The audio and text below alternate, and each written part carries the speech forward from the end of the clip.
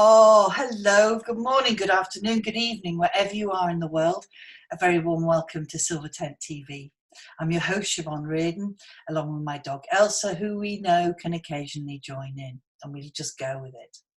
The Silver Tent's a global online community for women over 50. It's an amazing platform, a Facebook group, and as well as it's offline as well, where groups of women come together. And one of its roles is to act as a platform to share the power of women's wisdom by the very fact that we're over 50 years of age, moving into the autumn and the winter of our lives. There's a wealth of wisdom, and Silver Tent is committed to sharing that with the world. And we're delighted to have back with us today one of our incredible women of wisdom, Klein. Kelly, a very warm welcome to you. Thank you. Greetings from Ladakh. Yeah, so this is just to prove we're truly global. Kelly is in Ladakh in northern India, in the Himalayas, and sometimes the internet connection isn't always stable, but we're going to ride with that because Kelly's story and what she has to share with us is so important and powerful.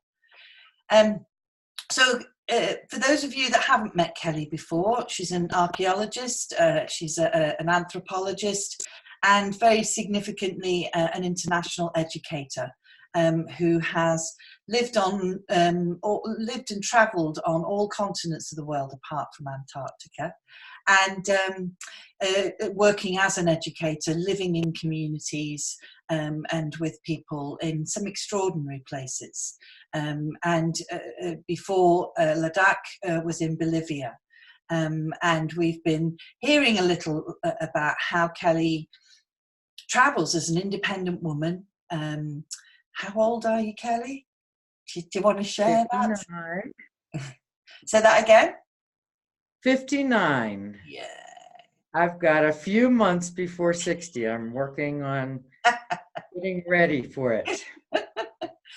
How does a woman travel independently around the world, living in communities, teaching and educating, and that's part of the wisdom that Kelly has to share.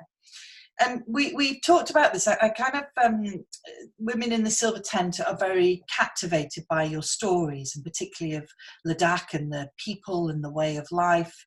You live up a mountain in a solar passive house, farming and growing food for yourself. And I wanted us to kind of go behind the door today, Kelly, and explore a bit about that. What is it that enables you to be that independent, to have that spirit of faith, of trust in yourself?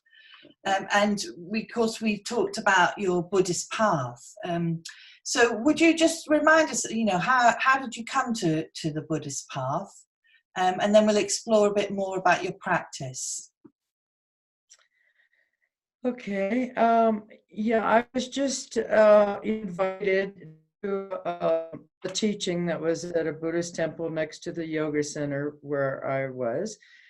And the teaching that day was on the First Noble Truth, which is that there is dukkha, there is suffering, that we all experience loss, pain, physical pain, aging, death, birth.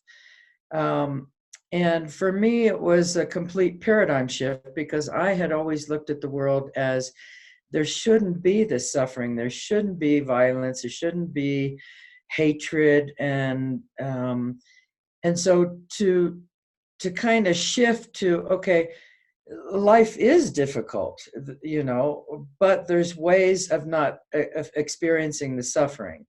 So that was kind of drew me in, and I really wanted to learn more because I'd been pretty unhappy with my view of reality.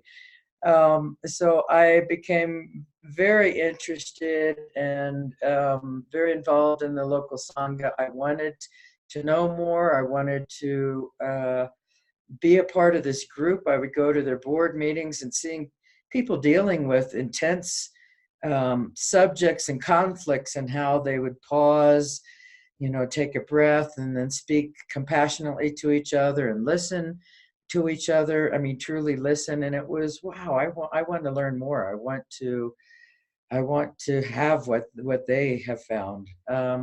So from then on, I just really read a lot. I used this one website, dharmaseed.org, as kind of my support around the world, because I've mostly lived in non-Buddhist communities. So I've been kind of on my own on this path for most of it. And what was your question? Well, no, you answered it, and you reminded me. There's another teaching that I encountered, was that it's meant to be dark here. We have to come here and experience the darkness so we can find the light. Yeah. Yeah, we can't have one without the other, certainly. Yeah. Or it would mean nothing. Yeah. So I was asking you about how you found your way to Buddhism, and thank you for sharing that with us. And I think my next question, because you do practice, you have you meditate each day, is it? Or each day? And you talked to me about a beautiful practice that you have called metta. And I wondered if you could share a bit with us about that. Sure, I would love to. And I would like to share a moment about how I came to this practice. I was in a retreat. It was early on. It was one of my first 10-day retreats. And a lot of trauma was coming up. You think of meditation retreats that you're just sitting, and all this peace. And it's, for me, it was quite different. It was, and the more I've learned about it, when I quiet my mind, when I stop all the busyness, which is constant in our minds, it's like the heartbeat. It's just constantly, the mind does what it's supposed to do, which is think. And in meditation, you're beginning to really see those thoughts and see them come up and float away, and another one come up and float away. And the more quiet I get with, seconds or moments in between the thoughts arising, the more other things come up. And I had no idea, I didn't expect this at all, but I had a lot of trauma actually come up, and uncontrolled crying. And I ended up working with the teacher who's his specialty is in somatic experiencing, and having me focus in on my body and getting grounded. And when the uncontrolled crying would come up, it was, okay, Kelly, what do you see? And okay, my eyes are resting on the shadow, and and it would calm me down again. I'd get present again, and then I would laugh, and then the tears would come again. And it was such an encouraging. Up to that time in my life, my depression and tears were, no, I don't want this, I can't stand this, I won't live like this, I want to die kind of reactivity. And after going through this with him, I realized, oh, wow, so this is normal emotional stuff. It comes up and then it releases, and then it comes again and it releases. And I was able to laugh in between each one. It was really beautiful. And I remember talking to the teacher about, what I was doing in my meditation. And he had said, Kelly, if you do nothing for the rest of your life except metta, then you're fine. I said, really? He said, yeah, that's the beautiful practice in itself. You don't have to aspire to learn all these other things. And there's a lot in Buddhism. So metta kind of became my thing, my friend. And I start every meditation with metta because I find it a very, very loving and a very fast way of getting quiet. So to explain metta means loving kindness in the Pali word.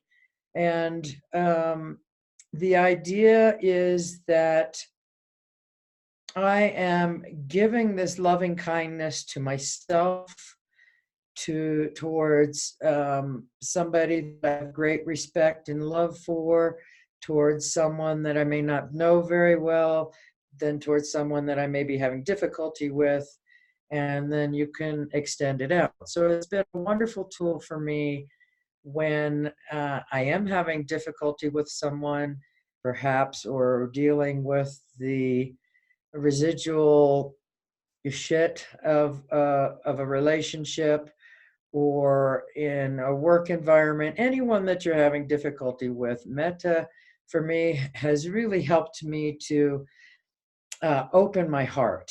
And the more I practice metta towards other people, the more open I become, but also the more solid I become.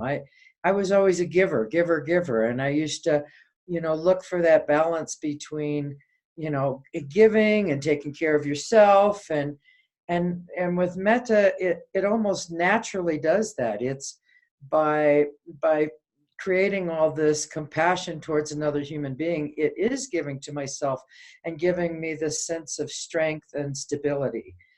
And I'm going on and No, on. because I'm going to. So, meta is a process. I was kind of seeing layers that begins with yourself and moves to someone that you love, then move to someone that you may be indifferent about, then someone that you're in conflict with, or that you have a lot of strong feelings about, and then kind of moving out to the world.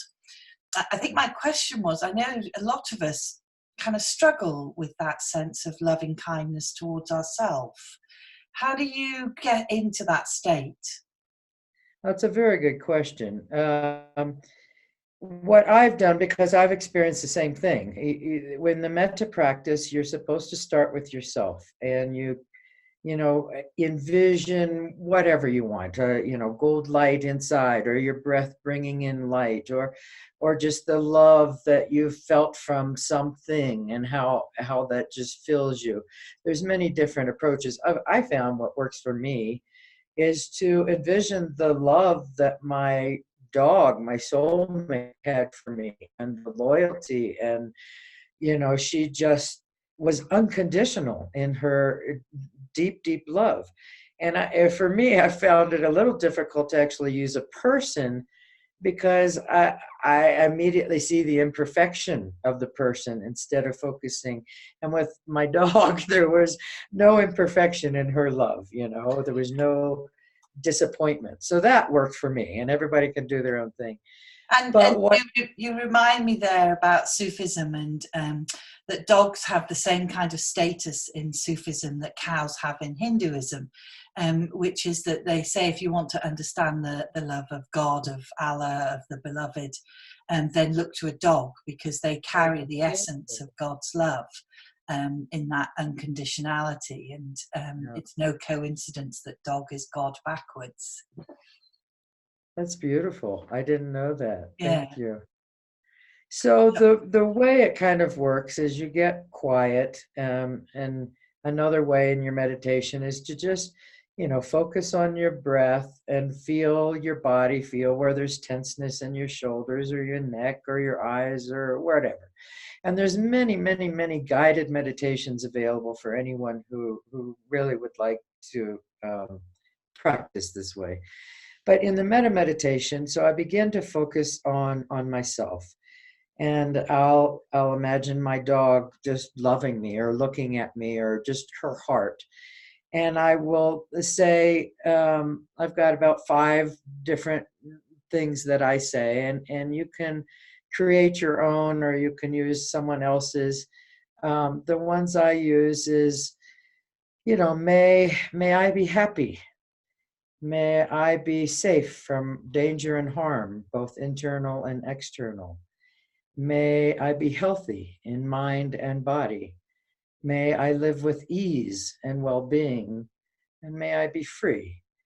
Or may I be free from suffering. I'm not sure if I said that one. So those are I use those phrases while I'm imagining this love just oozing out of my being. So I'm creating this really, really intense love for myself through what I'm saying and what I'm experiencing. And then I moved towards what they call it a benefactor. It might be someone who has been your greatest friend or your best teacher, or it could be your mother, someone who you have great respect and love for. And you generate all this same kind of energy and love and intention for them. And then the next person you choose is a neutral person. So it might be the person who bags the groceries for you that you see every day, but you don't know their name or anything about them, or the man at the post office. For me, it was a man that we only have one little shop in our village, which, is about, I don't know, 4 feet by 5 feet, very small. But it's this older man. I don't know who he is, but so he was my neutral person when I first moved to Ladakh. And you're generating all this love towards a person you don't even know. And it's fascinating after time. Then you see that person and you feel this love for this person. You don't know their name or anything because you've been practicing this. And then the next person is no, not a difficult person, a person you're having difficulty with. So that can be anyone, a coworker, an ex that you're trying to let go of, that really helped me when I needed to get over this, really toxic relationship where I was really damaging myself and needed to forgive myself, and also to send love and compassion to him so that I could stop resenting and feeling hurt and angry. I don't do well with those emotions. So I'm always, how can I move into something differently? How can I, and it's, there's been times where I'm so into the metta practice that it's like, I expect the person that I'm sending this to be changed. And I have to constantly remind myself, no, this is for me. This is for my heart. We're each responsible for ourselves, our own thinking, our own responses to everything in life. But this is for me to stop feeling the hurt or the anger or the whatever emotions that I'm uncomfortable with, to help me. And whether it's, my own stuff and I'm beating up on myself or seeing the negativity in myself. So it's really a beautiful practice. And after you've done the person you're having difficulty with, you can extend it. I remember I had such an awakening once. I had extended that out to all women of the world. And then it was all men of the world. And then it was, all the creatures under the sea and all the creatures in the sky. You can keep going. I had moved into, all the victims of sexual abuse, and, just pouring out my love and compassion. And then the next step, which it was automatic, I didn't even think about it, was for all the perpetrators of sexual violence. And it was a real awakening for me that, people are suffering. They're suffering just like the rest of us. There's goodness in them, but they're acting out of ignorance and out of trying to relieve their own suffering. So anyway, the metta practice is quite beautiful, and you can go wherever you want with it and do whatever phrases you want to use. And it's really made quite a difference in my life. When I was living in Bolivia, I was living on this island, and I was spending a lot of time in meditation. And I remember walking up the hill, and I saw, I don't know, a grasshopper. And my first response was, "Oh, may you be free from suffering." And it just cracked me up. Oh my God, this is wonderful, but it was so surprising that, I was just so filled with this compassion towards every living thing. That was my first response at seeing a living thing. And it was lovely, but it was pretty funny too. I think you've really, for anyone watching this today, I think you've gifted us something beautiful. I've done the metta before, but I love to when we talked about me being a part of the Western Buddhist order for a number of years, and But it's lovely hearing how it shapes your life and how it impacts your life as someone that does it regularly and consistently. And I definitely leave our time together today inspired to go back to it and to try and bring it as a practice into my own life. And yeah, you know, so and especially for some of those relationships that I find challenging or difficult to manage. And I kind of wanted to move us on a little bit, kind of still really linked with that, but we talked about faith, and I was sharing with you, I'm doing a choir performance this afternoon with a beautiful song that the choir chose for me to sing, related to my health and the fact I'm supposed to be dead, and I'm not, I'm still alive and going strong. And I believe because of the faith that I have in myself and in life. And the song is called Dig Down, and the words are dig down and find faith. So you were sharing with me earlier about your own understanding of faith. Would you, Yeah, share a bit with it's a us? tricky word, I think. Mm, I actually don't know the actual definition. That would be interesting to see. But yeah, my impression is that when I use the word faith, that the majority of people make the connection to some type of a religion or spiritual belief or being outside of ourselves. And that is not what faith means to me. Faith to me is a confidence in myself and in people all around me, animals around me, in everything that is a part of the natural world. And it's yeah, I remember hearing once, years and years ago when I was in rehab, that faith is here turned inside out. And yeah, that's quite accurate. It's I don't know how, and maybe it's just because as we go through life and we've had so many rich experiences and we realize that there's really nothing to worry about. This is just the mind chat chat chat chat, consuming us. I mean, things are what they are, and the only options we have in life are how we respond to everything. And if I do believe in the goodness of everyone, I believe in my own goodness, and I believe that all my needs will always be taken care of, no matter how difficult it is. I've never been starving. I've never been freezing. I've never waited.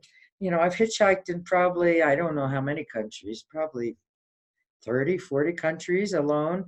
And I think the longest I ever waited anywhere was maybe 30 minutes. I mean, I just, when you can just let go and know that, okay, someone will come when someone comes, and listen to the wind and look at the scenery.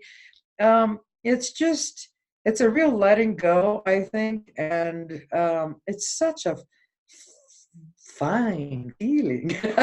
I mean, to be able to be free and not worry about things. I'm leaving for winter. I don't know if I'm going to have water this winter or water when I come back. And okay, so what can I do? I can, fill up everything I can think of and hope that there's water. And if not, I figure it out when I come back. There's always, I don't know. It's a wonderful thing to not have to worry ever about, anything.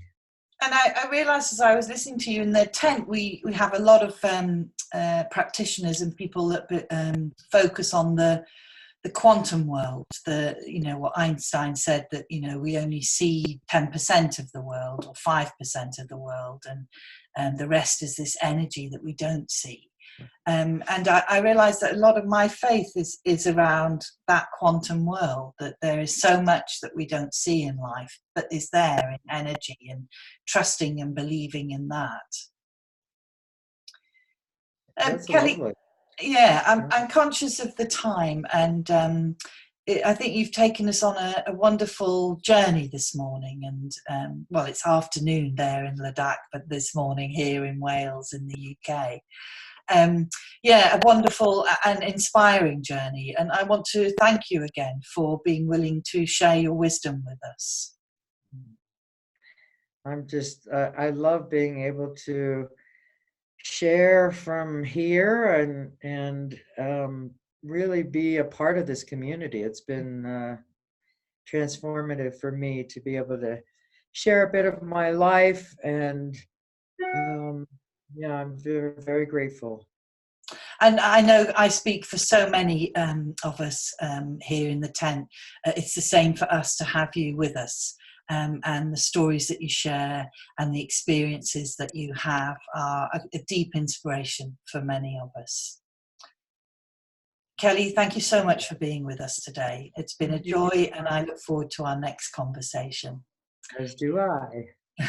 Wherever you are in the world, if the sun isn't shining in your skies, may it shine in your heart. This is Siobhan A Riordan and Elsa, who slept her whole way through, by the way, signing out. Bye-bye.